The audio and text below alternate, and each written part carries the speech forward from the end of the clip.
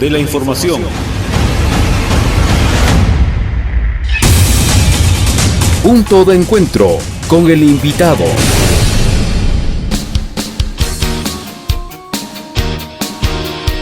(17:12), 17 horas 12 minutos. Sin lugar a dudas, el país vive momentos complejos, difíciles, en medio de una expectativa generalizada por las respuestas que se pueda dar desde la Asamblea Nacional para salir del momento económico complejo que vive. Hay una ley emergente que está siendo analizada en la Asamblea Nacional luego de que fue rechazada y archivada otra. Esto ha movido de todas maneras el panorama político y se puede perfilar a algún nivel de comportamientos de los diversos partidos y movimientos en el campo político, evidentemente, mientras se puede evidenciar también a un gobierno huérfano de apoyo, inclusive político. ¿Se podrán recomponer esas fuerzas para apoyar este segundo proyecto y de cara a lo que se viene en términos electorales? Le pregunto a David Chávez, que ya está por acá por el Ecuador y le hemos invitado para el día de hoy. Bienvenido, David. Washington, como siempre, un gusto estar en Encantado. Presencia Universal, más aún después de que lograron superar el segundo cierre de este gobierno democrático, entre comillas. Y bueno, respecto a tu pregunta, a ver, creo que hay un problema de fondo, y más allá de los bemoles coyunturales de cómo se mueven las bancadas, de si van a lograr el apoyo, etcétera. El problema es que luego del enorme levantamiento popular, que hay que subrayar esto, porque el gobierno se ha dedicado a hacer una campaña que procura borrar esto. Si uno lo mira en el largo plazo, al menos desde el levantamiento del 90, del levantamiento indígena del año 90 en particular, es sin duda uno de los levantamientos más importantes que ha tenido la historia política del Ecuador. O sea, no fue cualquier cosa lo que ocurrió en octubre. Creo que como país debemos subrayar esto. Y que nadie lo esperaba en términos exactamente, históricos. O sea, a todo el mundo. A todo el mundo nos sorprendió. Claro, nos sorprendió. Y nos sorprendió mucho, sobre todo, este nuevo movimiento indígena emergente, ¿no? A ver, esto evidenció algo que ya venía cocinándose en el orden político en el Ecuador, es decir, un vacío de poder y un enorme, sobre todo esto, que es lo que me parece más importante a discutir en este momento, un enorme vacío de legitimidad democrática que atraviesa no solo al gobierno, no solo la figura del presidente, es el presidente, es el gobierno, dado que se han tomado todas las instituciones del Estado, las instituciones del Estado carecen de legitimidad democrática. Piensa en la movida esa que hicieron en el Consejo de Participación Ciudadana. Se bajaron a los que habían sido electos bajo el propio esquema que ellos mismos generaron durante el trujillato, ¿no? Yo no me canso de insistir, ahora que estoy de vuelta por acá, en aquello de que tampoco hay que olvidar que ese vacío de legitimidad democrática fue generado por el Consejo de Participación Ciudadana de Trujillo. Entonces, ¿cuál es este razonamiento de fondo que deberíamos hacer? El gobierno está haciendo un viraje del modelo económico que fue legitimado en las urnas cuando el presidente Moreno fue electo, y es un viraje significativo, y no tiene la legitimidad democrática para hacerlo. Es decir, es lógico que en nuestro país, un gobierno sin ningún respaldo popular, las cifras de apoyo están ya, o sea, ahí compiten codo a codo con Piñera en el repudio popular, sencillamente no tienen la legitimidad para llevar adelante un cambio como ese. El levantamiento popular lo que les dijo es: no queremos neoliberalismo. No les dijo no solo es el 883 o la ley no sé qué o la ley no sé cuánto. No queremos neoliberalismo. Hay una gran parte de la población, digamos, que no quiere el neoliberalismo. Quizá otros sí lo quieren. Pero ¿cómo se dirime eso en cualquier sociedad democrática? A través de los canales democráticos. Este es un gobierno que debería parar con su intento de llevar adelante este programa y esperar o a las elecciones siguientes o buscar una transición democrática como se planteó en los días del levantamiento. Por lo cual están presos alguna gente. Al menos del lado de la Revolución Ciudadana, que fue el sector que planteó esto. Pero digamos que esa no es la vía, esa era una vía democrática y nadie estaba diciendo golpe de Estado ni mucho menos. Si eso fuese así, Vizcarra en el Perú debería estar preso por terrorismo y rebelión. Si ese no es el canal más adecuado, entonces pensemos que este es un gobierno que tiene menos de 2 años y ya para el siguiente año tendría que convocar elecciones, y en esos apuros no pueden meterle al país en un viraje del modelo económico tan severo como el que están queriendo llevar adelante. Eventualmente me parece que ya en lo coyuntural pareciera, al menos por las declaraciones de algunos de los actores políticos, que van a lograr cierto acuerdo al interior de la Asamblea. Todavía habrá que ver, este es un momento de mucha incertidumbre política. Pero insisto en que esa es apenas la parte más superficial del problema. Yo creo que tenemos como sociedad que pensar en cómo recomponemos la condición democrática del Ecuador. O sea, el Ecuador no vive en democracia en este momento. Ahora, recomponer lo que tú planteas, David, implica evidentemente que a ese esfuerzo se sumen los diversos actores. Pero el gobierno ha perdido la legitimidad, como tú planteas, y no va a poder convocar a un diálogo real, sincero, potente, con una participación muy amplia para recomponer lo que está destruido, lo que está desinstitucionalizado. Claro, el gobierno juega, uno le oye al gobierno todavía decir el diálogo. No, es que no pasa nada. Suena un mal chiste, suena un mal chiste, porque para llamar un diálogo amplio y crear una plataforma amplia necesitas un gobierno con mucha legitimidad democrática. Y eso no lo tienen. Entonces, es decir, creo que los actores sociales y políticos quizá deberían pensar, quizás se puede llegar a un acuerdo mínimo de que a lo que hay que apuntar es a una salida democrática del impasse que vive y de la enorme crisis política que vive el Ecuador, que fue generada por este gobierno y por sus aliados, ¿no? Igual, indudablemente la crisis económica. Ten en cuenta que además las dos crisis fueron creadas, fueron provocadas deliberadamente. O sea, hemos vivido un momento político que debería llamarnos a la reflexión como país, más allá de la posición de si estás en un lado o estás en el otro, encargamos el poder a una gente que decidió poner una bomba en medio de todo, generar una enorme crisis de institucionalidad y democracia.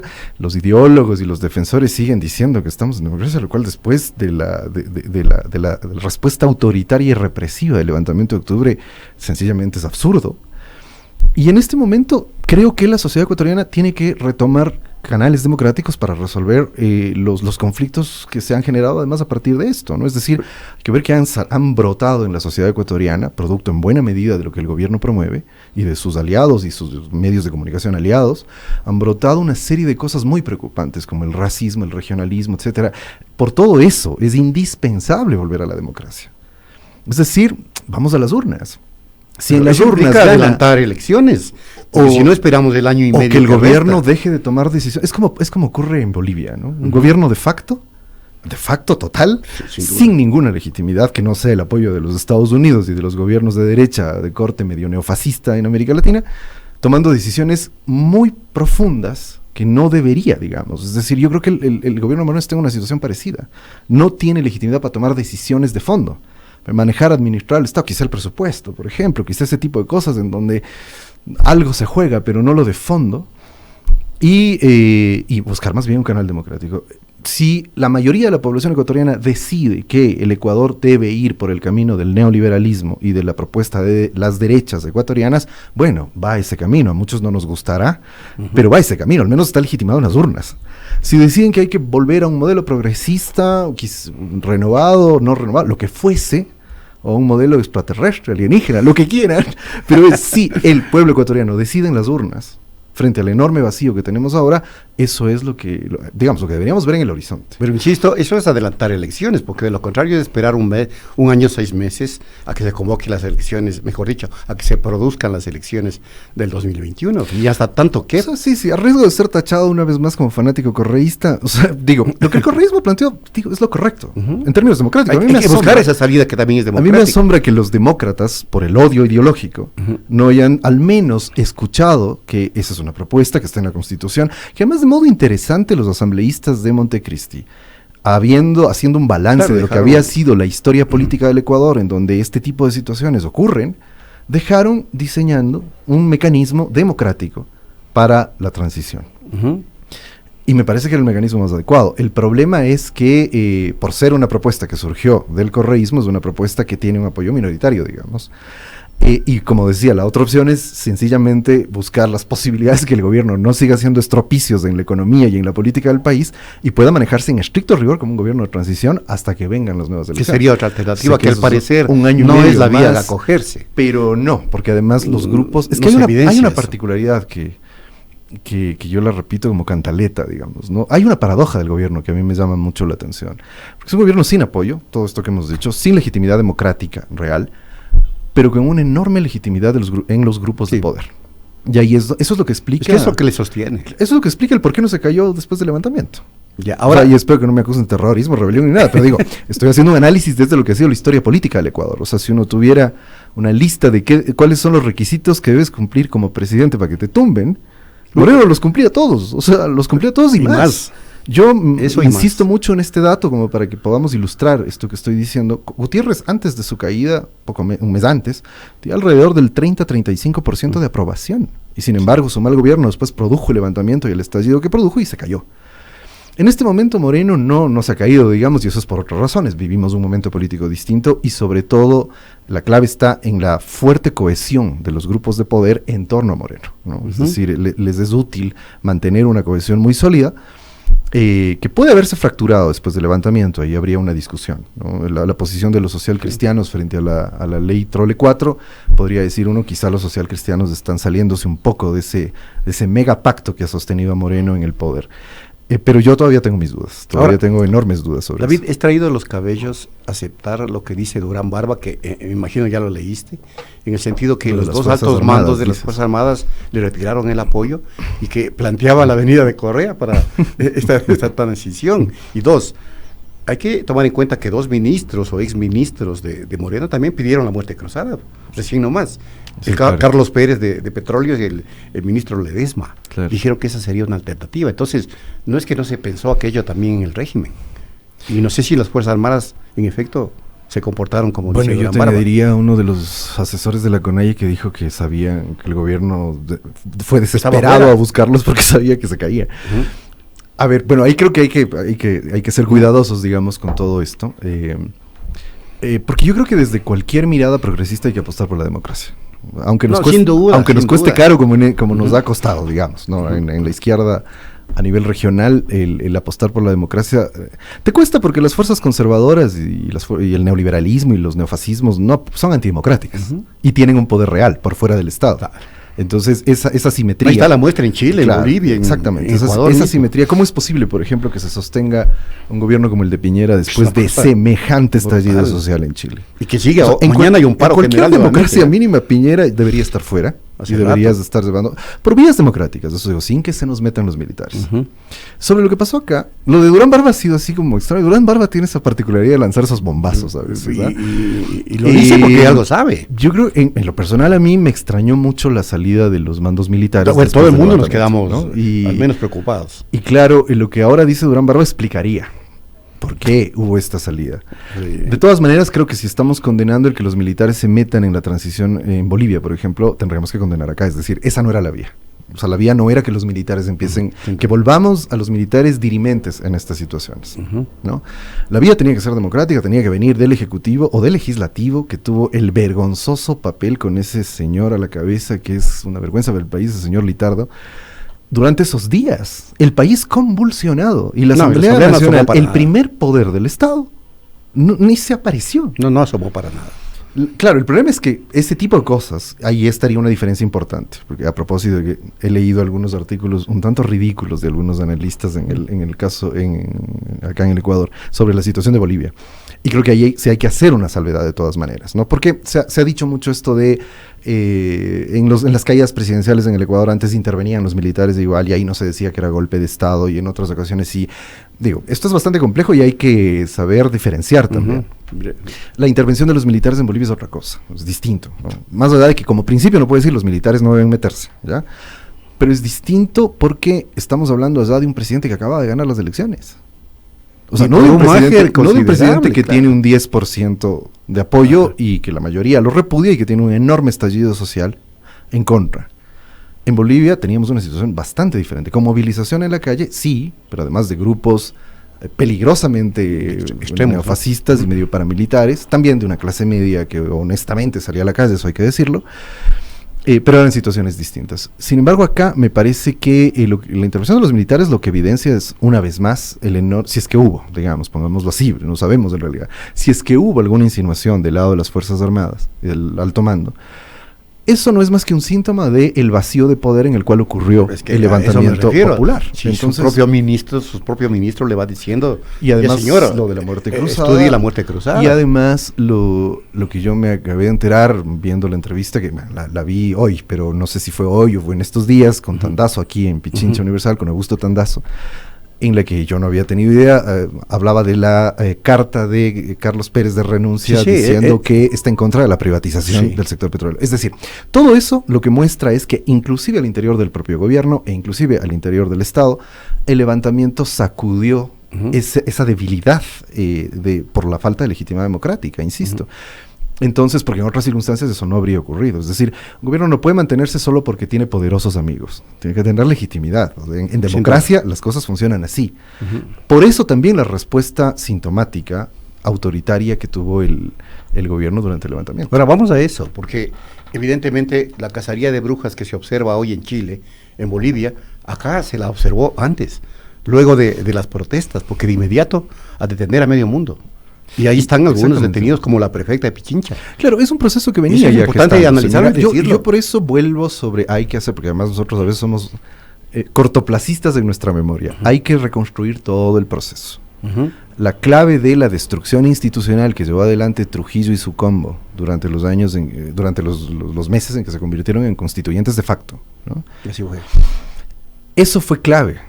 Digamos, ese es un elemento central para entender cómo se fue constituyendo esta deriva autoritaria del gobierno de Moreno. ¿Cuál es el problema por el cual creo que muchos sectores de la sociedad no lo vieron?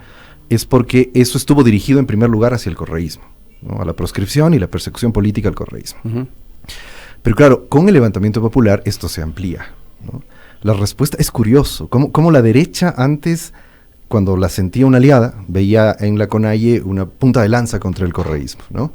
Es increíble cómo ahora expulsaron a la CONAIE al mismo lado oscuro, etcétera, del correísmo, y les dicen las mismas cosas, ¿no? Y ahí uno ve precisamente que esto se venía gestando de antes. El problema es que si había una ruptura, si había un levantamiento como cualquier tipo de movilización como la que vimos, era muy probable que el gobierno iba a responder de la misma manera. Pero es este largo proceso de captura de las instituciones del Estado para favorecer intereses particulares, etcétera, etcétera, y este proceso de desinstitucionalización. O sea, yo recuerdo haber visto en un par de marchas anteriores ya ciertos signos de una preocupante tendencia represiva de parte del gobierno frente a la movilización. Pero insisto, como eran las marchas correístas o cosas así, no cobraban mucho revuelo. Digo, quizá mucha gente no tiene en cuenta aquella imagen famosa de una marcha que organizó el correísmo, creo que la última, antes del levantamiento, en la que un policía golpeaba a una señora que iba a recoger la bandera del piso. Ese es como el signo, o sea, es decir, esto se venía cocinando desde antes, ahora estalló porque, claro, cobró unos ribetes que también son inusitados en la historia política. Y que es una estrategia represiva que se evidencia en América Latina, ¿no? Sí, con los mismos comportamientos. Claro, aquello de lesionar los ojos de la gente es increíble. Es una cosa brutal. Y te muestro además, pero igual creo que es necesario insistir en el caso ecuatoriano, una cosa que también está borrada por la propaganda del gobierno y la propaganda de los medios, de los grandes medios, de las grandes empresas mediáticas aliadas del gobierno. Vivimos el episodio más represivo de la historia política reciente del Ecuador, excluyendo a Febres Cordero. Si piensas en los 40 años... Por ahí van, es que digamos, con Febres Cordero van por ahí. Acá creo que lo de Febres Cordero fue peor. Ahí sí fue bastante. Creo que no. Sí, bueno, yo lo viví. Pero, claro, ahí se secuestraba, desaparecía gente, se mataba gente. No han llegado a eso todavía de esa manera. Todavía, pero acá hay una manipulación muy... Pero si quitamos a los Febres Cordero, en el año en que cumplimos 40 años de democracia, señor. Hemos vivido el episodio represivo más salvaje de la historia política. 12 muertos, Washington. Yo digo, vos y yo, quizá vos más tiempo que yo, pero hemos visto hemos vivido los levantamientos y difícilmente recordamos una respuesta tan represiva del lado del gobierno. Sí, la verdad. Y entonces, eso está borrado, y estamos discutiendo no sé qué rocambolescas teorías de que hay grupos insurgentes, de que la insurrección, de que el enemigo interno... Es justamente la estrategia gubernamental, David. Volvimos 50 años a la doctrina de seguridad nacional y no sé qué historias. Y no se está discutiendo lo de fondo, que es, a ver, ¿quiénes son responsables de la represión de esos días? Pero bueno, ya hay una comisión de la verdad y justicia. Una comisión gobiernista de la verdad y justicia. Pero va a investigar eso. Un rol que además a la Defensoría no le toca, es decir, la Defensoría venía haciendo un gran trabajo. Pero con esto yo no sé la borró con el codo. Yo no sé qué ocurrió con la Defensoría. Es una cosa increíble. Esto está sacado de los pelos. O sea, esto no tenía que hacerlo para empezar. Porque ¿Por qué? No tiene por qué conformar comisiones. Exactamente. Y peor aún, una comisión conformada por gente como Solines o Arteaga. que abiertamente, ellos ya han dicho, abiertamente acusan con Zavala Egas, que es responsable de todo este desastre, y estos señores que acusan abiertamente a la Revolución Ciudadana de ser el responsable de los actos vandálicos. Lo hicieron, todos esos días se dedicaron a acusar a la Revolución Ciudadana. Sí. El señor Solín es como decir, tú salía en los videos. Y está muy bien que ellos tengan su posición, si ellos creen que así fue, perfecto, pero alguien que ya tiene una visión tan sesgada no puede ser parte de una comisión que busca la verdad de los días en que ocurrió la represión. Entonces, vamos a esta parte, porque el tiempo se nos va agotando.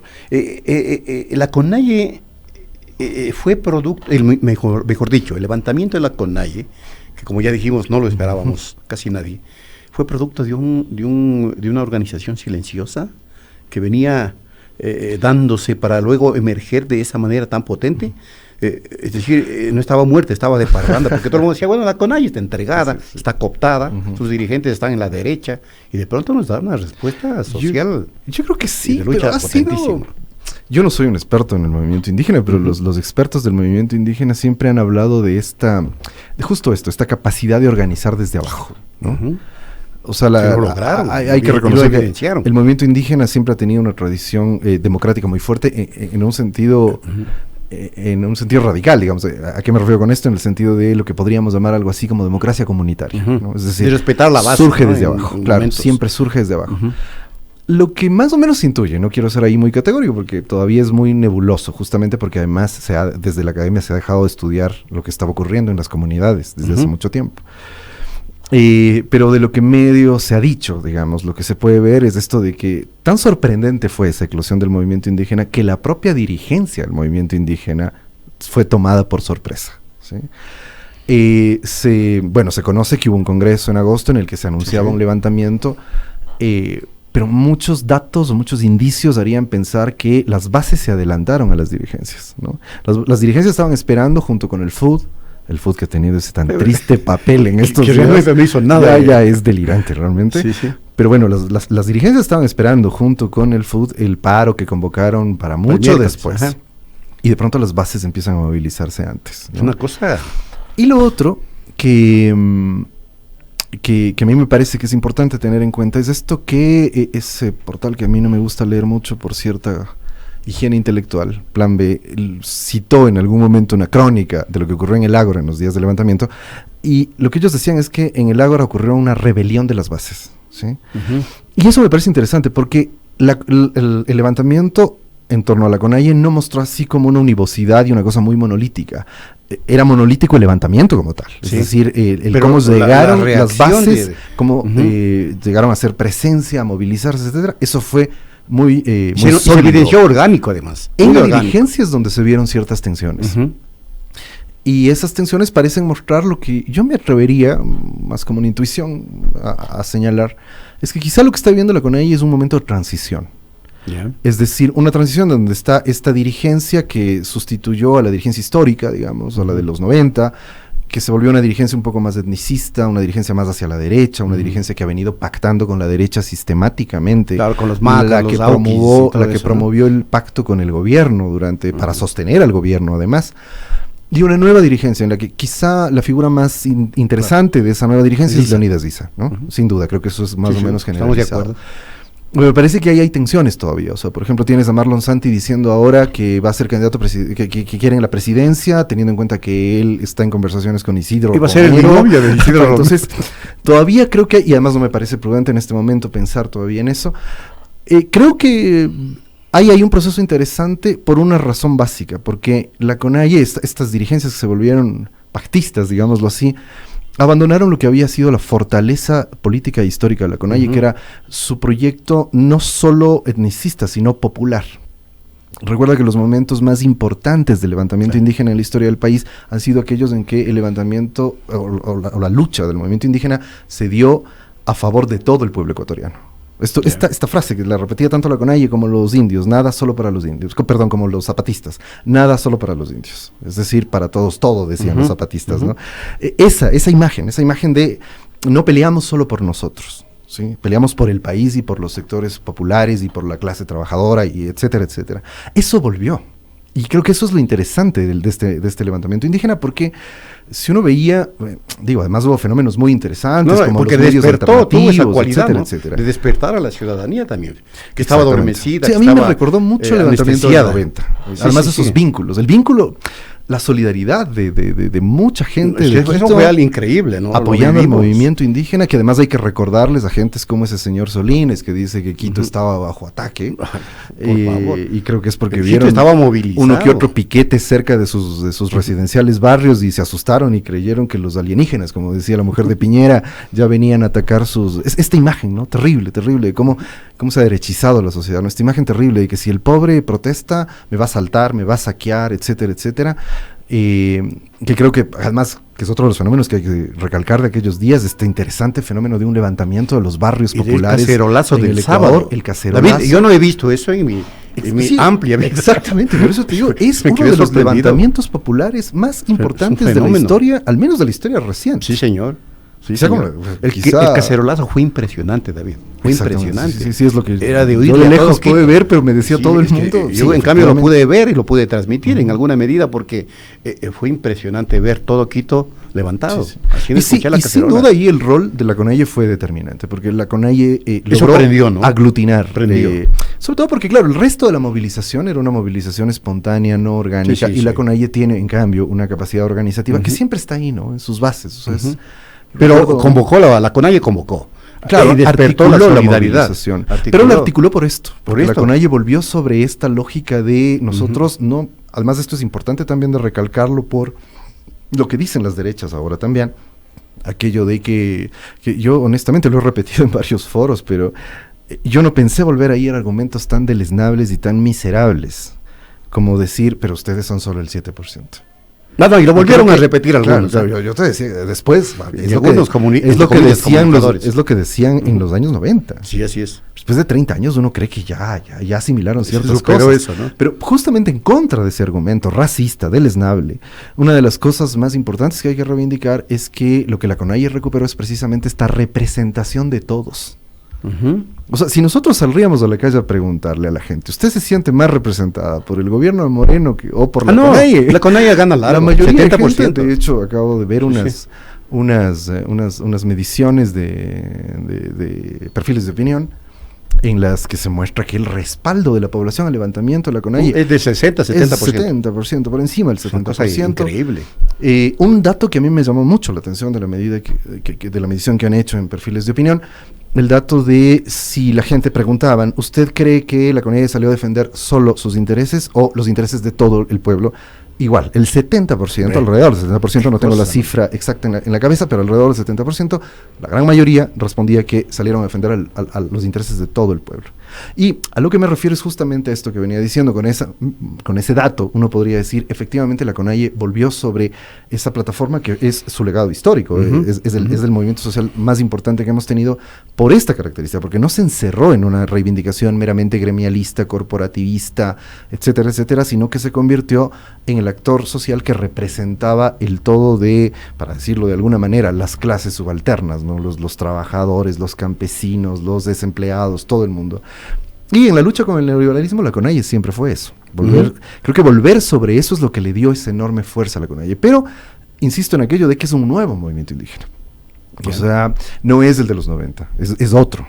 Son jóvenes con otras condiciones, con otras perspectivas, inclusive, si uno Y veía... que viene repotenciada y hacen anacronismos en su discurso.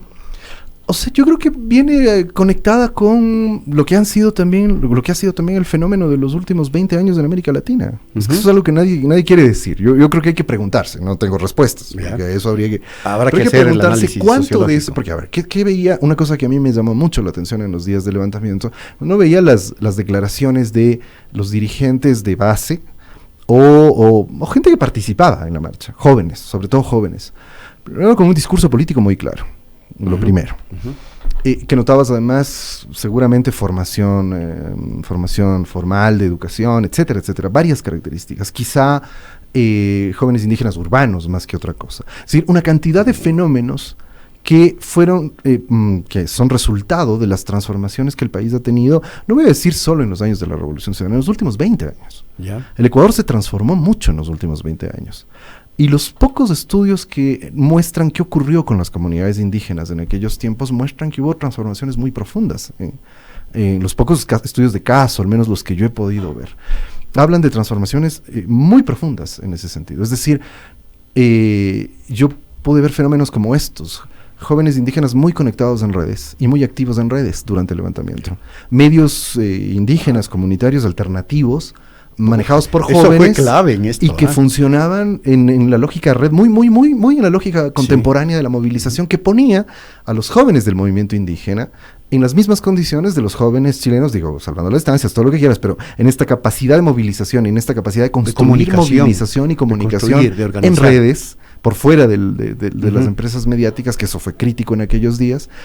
Me parece que eso habla, son signos, digo, todavía ahí habría que indagar con mucha más profundidad. Son signos que te hablan de un movimiento indígena de otras características que todavía yo creo tendremos que esperar un poco para ver cuál es, hacia dónde va ese nuevo movimiento indígena. David, como siempre, muchas gracias. Washington, y bienvenido al Ecuador. Gracias. Son las 17:43 minutos. David Chávez, el análisis de la situación política del país. Proyecciones electorales. Lo analizaremos en posteriores oportunidades. Ya volvemos. Poder amar